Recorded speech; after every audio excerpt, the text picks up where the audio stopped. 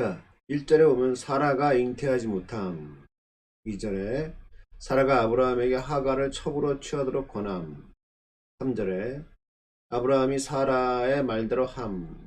4절에 하갈이 자신의 잉태를 알고 여주인 사라를 멸시함. 5절에 하갈의 태도를 인해서 사라가 아브라함을 원망함. 6절에 아브라함이 사라에게 하갈의 처분을 일임함. 하갈은 사라의 학대를 받고 도망한다. 자, 여기서 하갈의 존재가 어떤 특이적인 존재인가 하는 부분이에요. 애굽 사람 하갈. 10년 전 사라가 흉년을 피하여 아브라함과 사라가 흉년을 피해서 애굽으로 내려가죠. 내려갔을 때 사라가 바로의 후궁이 될 뻔한 사건, 즉 아브라함이 자신의 아내 사라를 누이라고 이야기했죠. 그 바람에 후궁이 될 뻔한 사건. 그때 이제 하나님이 함께 하셔서 위기를 극복하죠. 그러면서 이제 선물로 그때 받았던, 후궁이 되면 선물을 받았던 여러 가지 바로의 선물 중에서 그때 받았던 여종이었던 것을 추정할 수 있다. 이렇게 합니다. 성경을 추정한다면. 됐고요. 그 다음에 이렇게 아브라함과 사라가 이삭에 대한 하나님의 약속을 이렇게 있었음에도 불구하고 하갈을 첩으로 준 이 사건에 대해서 이렇게 얘기하는 거예요. 하나님에 대한 근본적인 불신은 아니었다 하더라도 하나님에 대한 전적인 신뢰도 아니었다. 또한 기다림에 지치는 아브라함의 고뇌는 이해할 수 있지만 그렇죠? 거의 10년이 지나도록 지금 자식이 없는 거예요. 적어도 그는 축첩 이런 인간적인 조치를 취하기 전에 하나님의 뜻을 먼저 확인하고자 처절히 매달려야 했다. 그죠?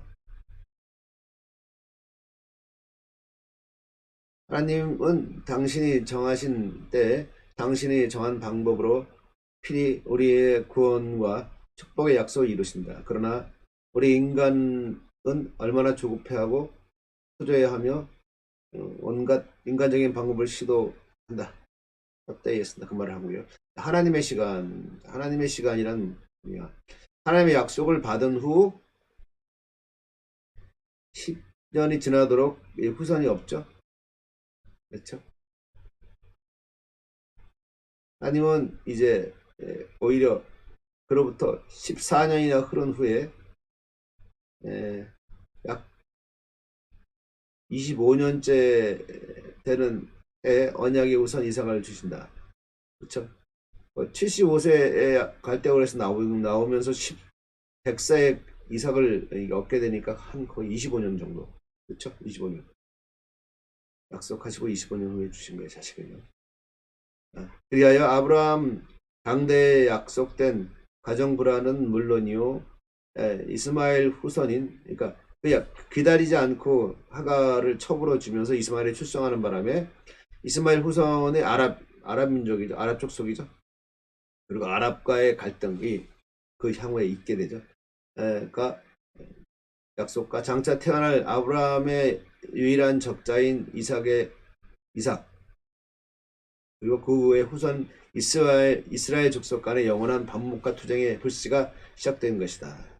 여기 아브라함의 조급함과 사라의 조급함 때문에 그렇게 해석하는 겁니다. 자, 그보다 더 근본적이고 치명적인 위험은 뭐였냐 하면 하나님이 그 옛날 당신의 무조건적 의지로 가인으로부터 셋을 구별하시고 노아의 세 아들 중 셈을 택하여 오직 당신의 의지대로 아브라함에게 이르기까지 택한 혈통의 역사를 이어오셨다. 그리고 이제 아브라함 이후에도 그 어떤 인간적 개입도 불허하시고 오직 하나님께서 이미 아브라함에게 주셨던 언약의 말씀대로 태어날 소위 언약의 적자들만을 통해 한 특별히 택한 백성 즉 구약 선민 이스라엘을 태동시키고 궁극적으로 이 민족을 통해 우리 주 예수 그리스도가 성육신 탄생하셔 구원의 복음을 만민에게 전하는 구원의 역사를 이어가실 것이다. 그런데 이제 아브라함과 사라의 실수로 실수는 하갈을 첩으로 해서 이스마엘 태어나게 한 거죠. 바로 이처럼 전적으로 하나님에 의해 진행되어야 했던 하나님의 구원의 역사를 단절 혹은 근본적으로 곡해시킬 수 있었던 것이다. 이런 의미에서 보다 근본적이고 치명적인 위험이었다. 하갈을 첩으로 줘서 이스마엘을 탄생시킨 것은 그 얘기입니다. 자, 오른쪽으로 가면은 또 똑같은 얘기예요. 아브라함 하나의 실수, 조급함 때문에 이제 그랬죠. 하나님의 언약을 불신하였기 때문이라기보다는 하나님의 언약의 본질을 온전히 이해하지 못한 의식의 부족이었다. 이러한 실수는 사실은 여기는 불신자가 범하는 실수가 아니라 이미 하나님의 존재와 은혜를 체험한 자들, 즉 믿는 자가 범하는 실수입니다. 하나님을 전적으로 신뢰하지 못하는 것. 그런 부분들이다. 자, 여기까지가 창세기 16장입니다.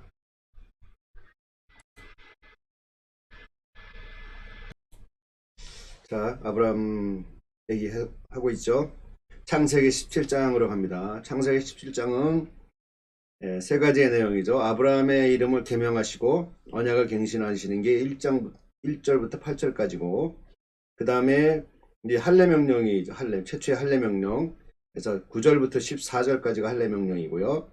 그 다음에 15절부터 22절까지가 이제 사라의 이름을 사라로 계명하시고 이스라엘 출생을 예언하시는 사건이죠. 자, 구조가 그렇고 내용을 좀 보죠. 자, 내용 보면은, 자, 아브라함과 사라 부부의 계명과 땅과 후손의 언약을 재갱신 및 이의 확증을 위한 할례 언약 사건. 여기서부터 17장 전체의 4단락에 걸쳐 연이어 이어진다. 다음, 이삭이 태어나기 1년 전 아브라함 가정 전체의 신앙을 재정화하기 위한 하나님의 일종의 예비 조치로서 발생한 사건이 바로 창세기 17장입니다. 계명합니다. 이름을. 아브라함을 아브라함. 아브라함은 고귀한 아내, 고귀한 아비. 근데 아브라함은 열국의 아비 이렇게 되죠. 사레는 나의 공주, 사라는 열국의 어미 이렇게 되는 거예요. 이제 하나님 안에서 하나님의 뜻대로 하나님의 사랑과 섭리로 구약 선민 이스라엘의 최초의 직계조상, 택한 백성의 영원한 믿음의 조상으로 영구의 최종 승인되었음을 의미한다. 자, 1절에 17장 1절 하나님이 아브라함의 나이 99세에 나타나신 거예요. 영적 침체일 때 아브라함의 나이 85세 경에 일어났던 이 중대한 사건 이후 다음 17장에서 보도된 아브라함의 나이는 99세이다. 99세에 발생한 할례 언약 체결식까지 별다른 사건의 기록이 없는 것으로 보아 본 사건으로 인하여 아브라함은 근 14년간 이르는 상당 기간 영적 침체에 빠졌던 것으로 볼 수 있다. 하나님과 아브라함이 만나는 사건이 없는 걸 보니까 그렇게 추정해 볼 수가 있다는 거죠. 자, 그다음에 2절에 아브라함에게 완전한 것을 요구하신다. 언약을 갱신하고 번성케 하실 것을 약속하신다. 말씀하신다. 2절에 내가 내 언약을 나와 너 사이에 두어 너를 크게 번성하게 하리니. 그 앞에 보세요. 나는 전능하신 하나님이야. 너는 내 앞에서 행하여 완전하라. 말씀하시죠. 이제 축복하시려는 거죠. 그리고 3절 4절은 하나님이 아브라함과 언약을 갱신하고 열국의 아비가 되려 하신다. 그 다음에 5절 아브라함의 이름을 아브라함으로 계명해 주신다. 6절 열왕과 열국이 아브라함에게서 나올 것을 약속하신다. 7절 아브라함과 그의 후손의 하나님이 되실 것을 약속하신다. 하나님께서 8절 아브라함의 후손에게 가나안 땅을 주실 것을 거듭 약속하신다. 네, 그렇죠? 약속하신다. 그리고 9절부터 14절까지 할례 명령입니다.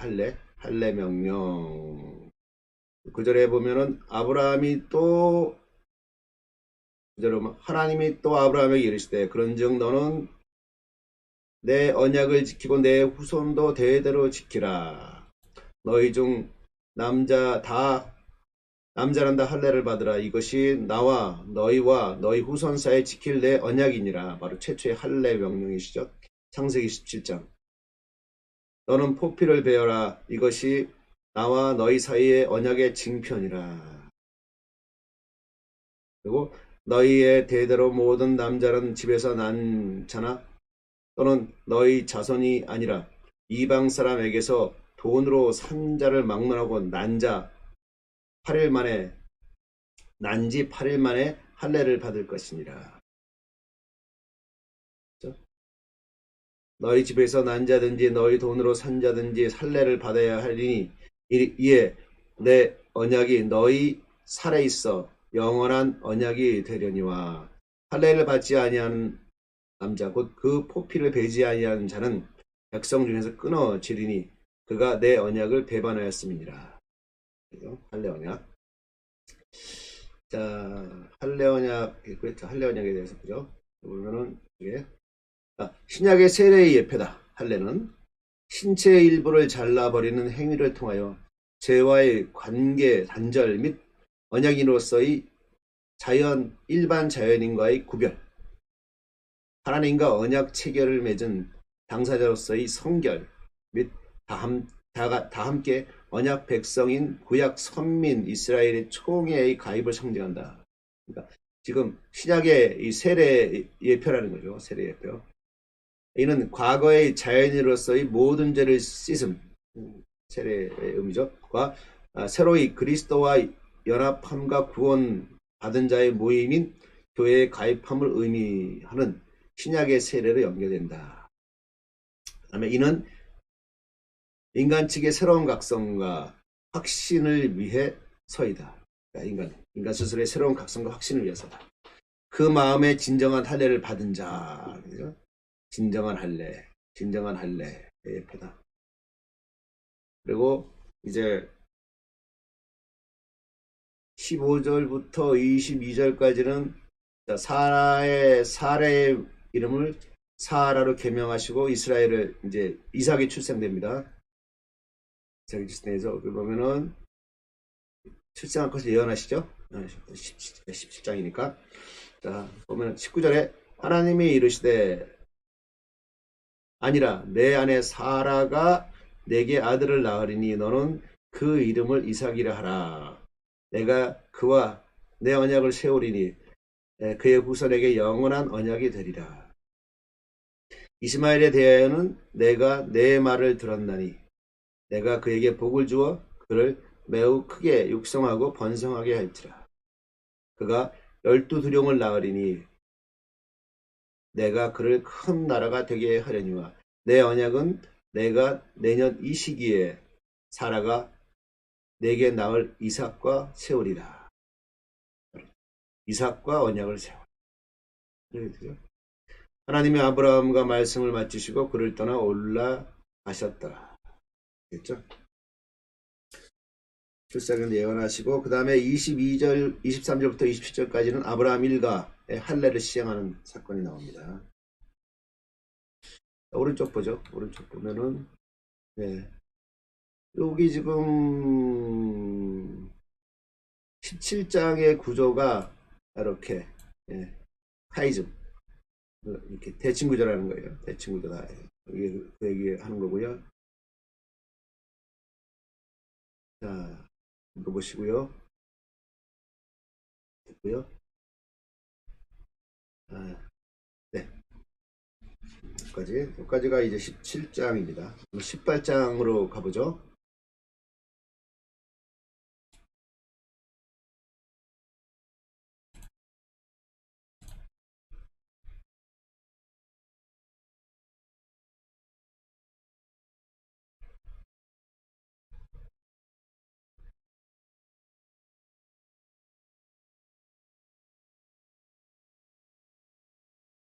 다음 18장 19장입니다. 18장 19장은 한 묶음이죠. 그래서 18장의 1절부터 8절까지는 이제 여호와의 내방 세 사람이 아브라함을 방문하고요. 그 방문한 세 사람이 9절부터 15절까지 하나님의 잉태를 약속하고 하라가 불신하는 내용이 나오고요. 그 다음에 16절부터 22절까지는 바로 소돔과 고모라에 대한 하나님의 심판을 예고하시죠. 그리고 22절부터 34절 끝까지는 이제 소돔 성을 위한 아브라함의 간구의 내용이 나오고요. 그리고 창세기 19장으로 넘어가서 19장 1절부터 11절까지는 롯이 두 천사를 영접하고 소돔성의 죄악상이 나오고요. 11절까지. 그 다음에 12절부터는 롯이 소돔을 떠나죠. 소돔을 떠나면 소돔성이 이제 떠나고요. 그 다음에 23절부터 29절까지는 바로 소돔과 고모라에 대한 하나님의 심판이 나오고요. 그 다음에 창세기 19장 30절부터 38절까지는 이제 가까스로 구원된 롯과 롯과 딸들의 근친상간을 통한 모압과 암몬 족속의 기원을 얘기하죠. 그렇게 이제 18장과 19장은 한 묶음입니다. 자, 우리 모세오경 5.5를 보죠. 자, 18장 1절부터 8절까지를 보겠습니다. 거기 보면은 자 18장 19장 걸친 총 8개의 패러그래프 지금 제가 했죠. 그거는 바로 여호와와 두 천사의 방문으로 시작된 일련의 사건들을 연이어 보도한다. 이 사건들은 구원과 심판의 반복을 표현하고 있다. 그래서 1절에 하나님이 마물의 상수리 숲을 근처에 나타나신다. 그리고 2절에 아브라함이 세 사람을 발견한다. 3절과 5절까지 자기 집에서 쉬어갈 것을 간청한다. 그리고 6절부터 8절까지 아브라함이 세 사람을 대접한다. 자, 여기서 이제 하나님과 나눈 교제의 깊이, 하나님과 아브라함의 교제의 깊이죠. 그래서 아브라함이 하나님과 나눈 교제의 깊이를 보여주고 있다. 이제 점점 깊어지는 거예요. 하나님 좀 더 깊어지는 거죠. 하지만 우리가 기억할 더욱 중요한 사실은 이러한 하나님과의 교제의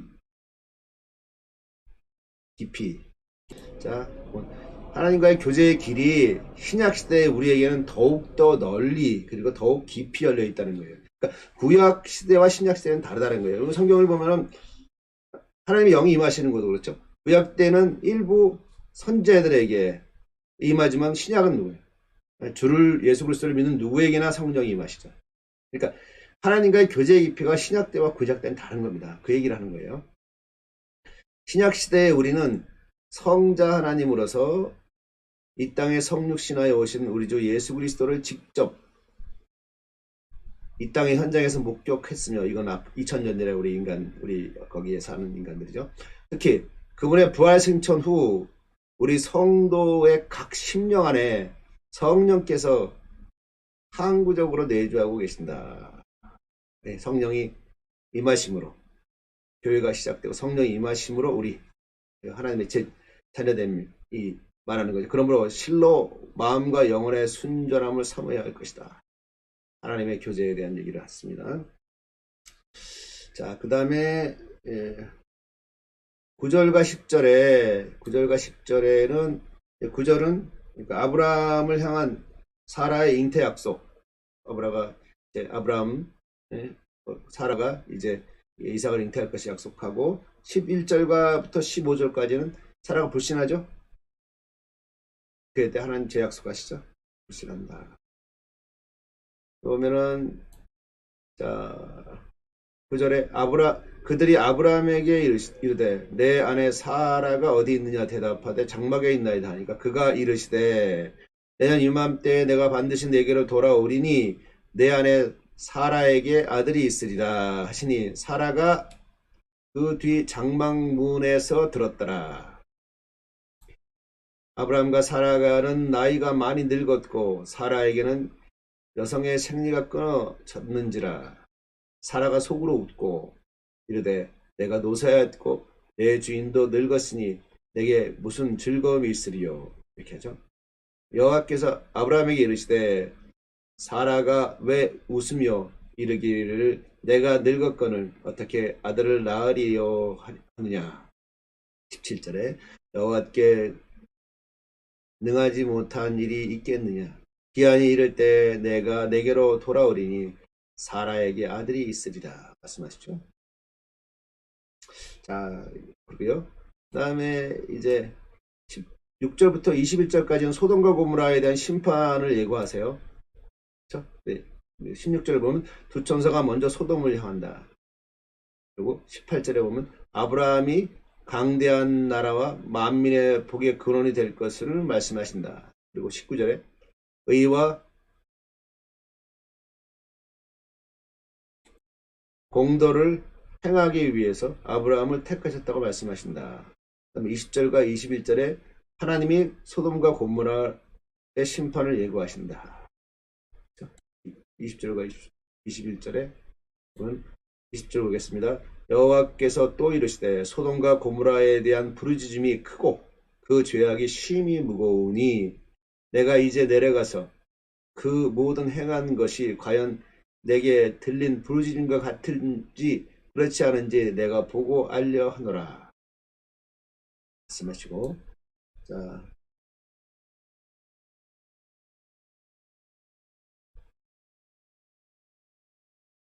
그리고 22절부터 33절까지는 이제 소돔 성을 향한 아브라함의 간구.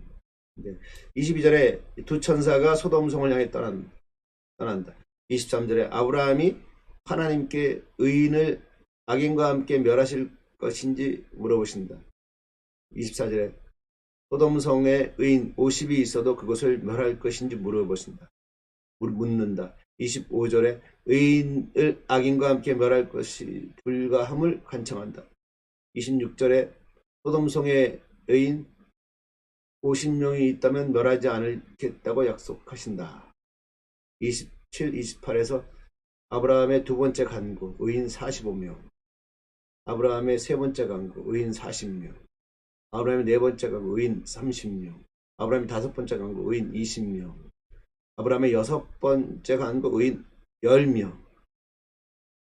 그 다음에 소돔을 위한 아브라함의 간구의 종결. 의인 10명 없어 소돔성이 멸망한 거죠, 결국은. 요게 이제 창세기 18장입니다. 자, 19장으로 넘어가 보죠. 자, 19장의 얘기는 이제 롯의 두 천사가 이제 롯을 방문하죠. 그리고 그 얘기가 1절부터 이제 19절까지 나오고, 그 다음에 소돔성 죄악상을 그대로 표현하는 게 바로 1절부터 11절까지입니다. 보죠. 자, 창세기 19장 1절부터 3절까지 롯이 두 천사를 영접한다. 4절에서 5절까지는 소돔의 모든 남자들이 롯에게 두 천사를 동성애를 위해 요구한다. 해천기 동성애라고 하죠. 이게 동성애가 있는 것이 바로 그 인류가 타락한 모습 중에 가장 마지막 때의 모습이다. 정말로 그렇다 이거죠. 네, 팽배해 있다는 거예요. 참, 동성애는 우리가 반대해야 됩니다. 물론 동성애자는 우리가 사람이고 영혼이고 하나님의 형상을 닮은 우리 인간이고 사람이기 때문에 존중하고 사랑해줘야지만, 그러나 그 동성애 자체는 되죠. 네, 뭐 큐어 신학 뭐 이렇게 나오는데 이제 참 세상이 참 하나님의 절대적인 진리를 왜곡시키고 있어요. 네, 자, 나중에 얘기하고. 6절 8절에 롯이 소돔 사람들에게 자신의 딸들을 대신 주겠다고 말한다. 9절에 소돔 남자들이 오히려 롯을 해치고자 한다.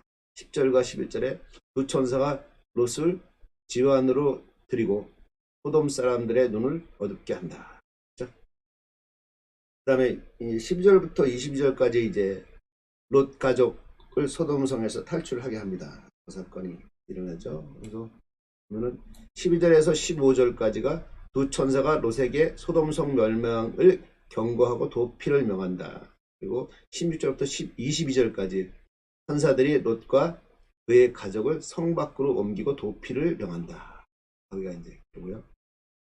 그리고 창세기 19장 23절부터 29절까지가 소돔성 멸망, 그죠? 소돔과 고모라를 멸하시다. 읽어보겠습니다. 그냥 23절부터 25절까지 소돔과 고모라를 심판하심. 26절에 롯의 아내가 뒤를 돌아보므로 소금 기둥이 된. 27절 28절 아브라함이 소돔과 고모라 멸망을 지켜봄. 그다음에 29절 하나님이 아브라함을 생각해 롯을 구원한 사실을 설명함. 이것이 구원되죠. 그리고 이제 창세기 19장 30절부터 38절까지는 이제 롯과 두 딸이 근친상간하죠. 그로 인해 이제 모압 암몬의 이제 족속의 기온이 생기게 되는 거예요. 30절에 롯이 두 딸과 함께 소알에서 나와 사자굴의 속으로 거함. 그리고 31절부터 35절까지 롯의 두 딸이 그 아비 롯으로 더불어 동침함. 그리고 36절 38절은 롯의 두 딸의 후손이 모압 족속과 암몬 족속이 조상이 됨. 그래서 31절 보세요. 큰 딸이 작은 딸에게 이르되 우리 아버지는 늙으셨고 이 세상의 도리를 따라 우리의 배필 될 사람이 이 땅에 없으니 그러니까 소돔과 고모라의 멸망을 통해서 아마도 두 딸은 세상이 멸망했다고 생각했던 것 같아요. 요 구절만 보면은 그렇죠. 배필 될 사람이 없으니 그렇죠. 우리가 우리 아버지에게 술을 마시게 하고 동침하여 우리 아버지로 말미암아 후손을 이어가자.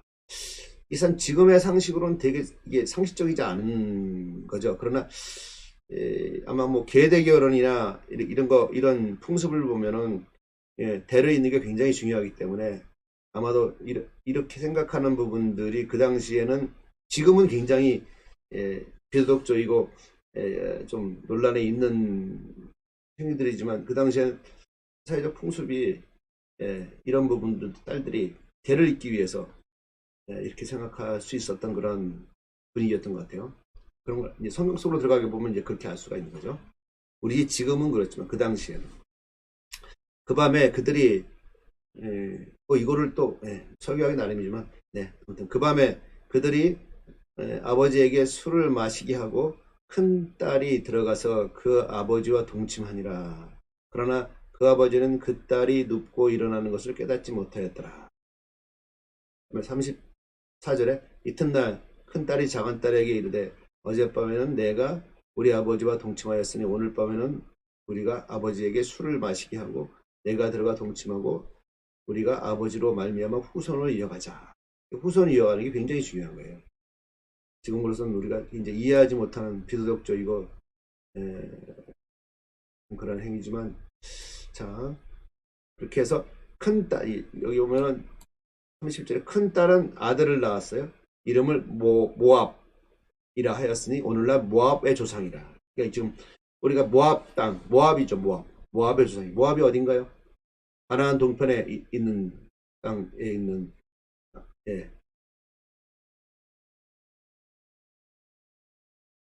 아브라함 롯의 이렇게 조상이죠. 이렇게 해서 그 다음에 작은 딸도 아들을 낳아 이름을 벤 암미라 하였으니 오늘날 암몬 자손의 조상이었더라. 이게 모압 조상과 모압과 암몬 조상의 기원입니다.